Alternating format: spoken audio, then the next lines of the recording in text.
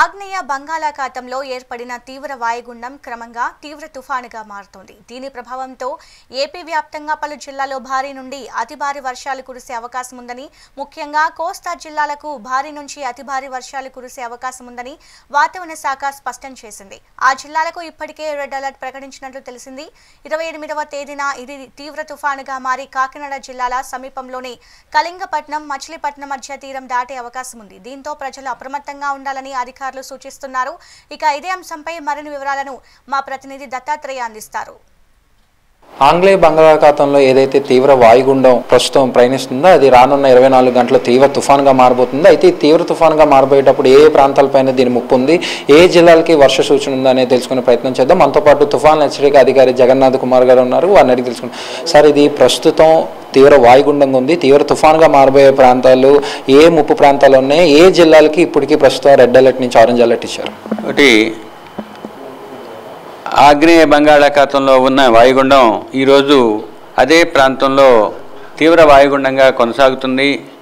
ఇది రాబోయే 24 గంటల్లో పశ్చిమ వాయువ్య దిశలో పయనించి తుఫానుగా పరిణమించి నైరుతి దానికి ఆనుకుని ఉన్న పశ్చిమ మధ్య బంగాళాఖాతంలో కనిపించే అవకాశం ఉంది.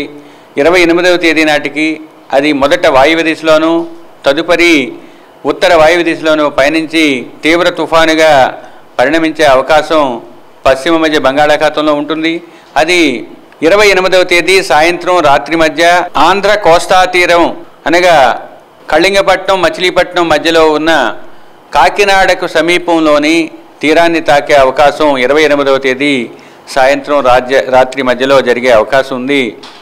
తీరాన్ని తాకే సమయంలో గాలుల యొక్క వేగం 90 నుంచి 100, గరిష్టంగా 110 కిలోమీటర్ల వరకు ఉండే అవకాశం ఉంది.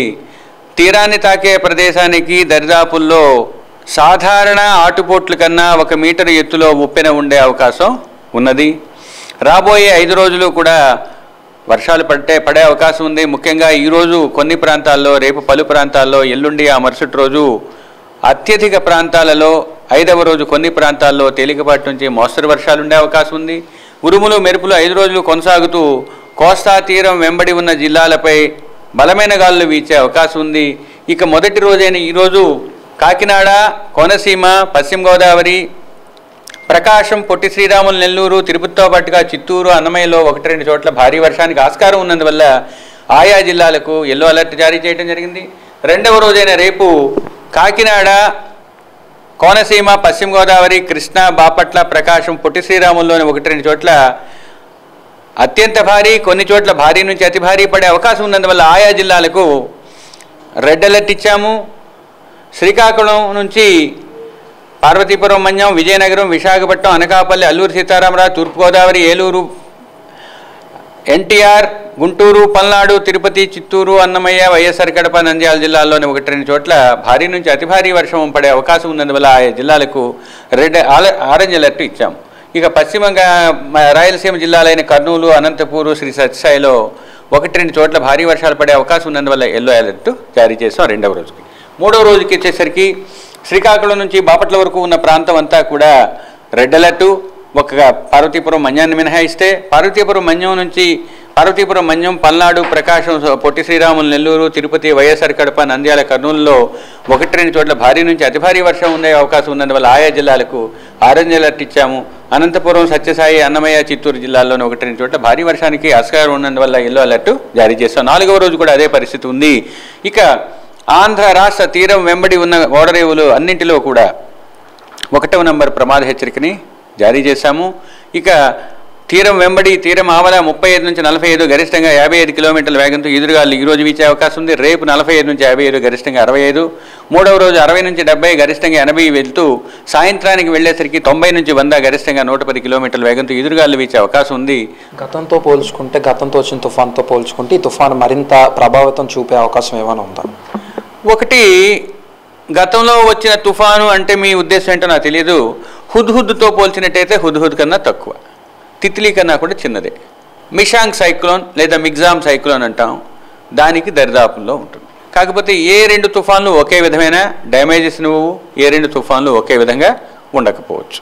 అందువల్ల ఈ తుఫానికి సరిపోయినట్టు సరైన సమాచారాన్ని యంత్రాంగానికి అన్నింటికీ తెలియజేస్తాము, జనబాహుళ్యానికి మీ ద్వారా తెలియజేస్తాము. వివిధ సాధనాల ద్వారా జనజాగృతి చేయటమే మన ఉద్దేశం కాబట్టి వాళ్ళకు కూడా తెలియజేద్దాం.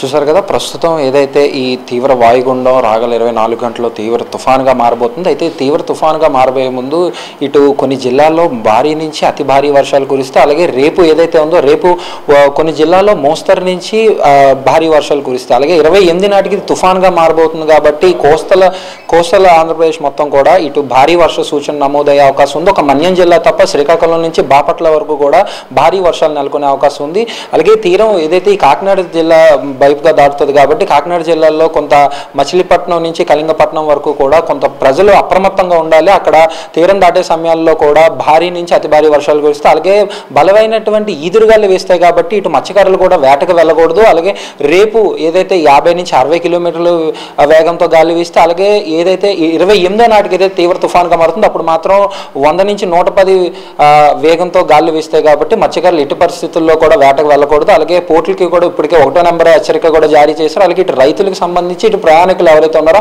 వాళ్ళకి కూడా ఎప్పటికప్పుడు సమాచారం అందజేస్తున్నారు. వాళ్ళు కూడా కొంత మట్టుకు అప్రమత్తంగా ఉంటూ బయటకు రాకూడదు అంటూ కూడా చెప్తున్న పరిస్థితి కనబడుతుంది.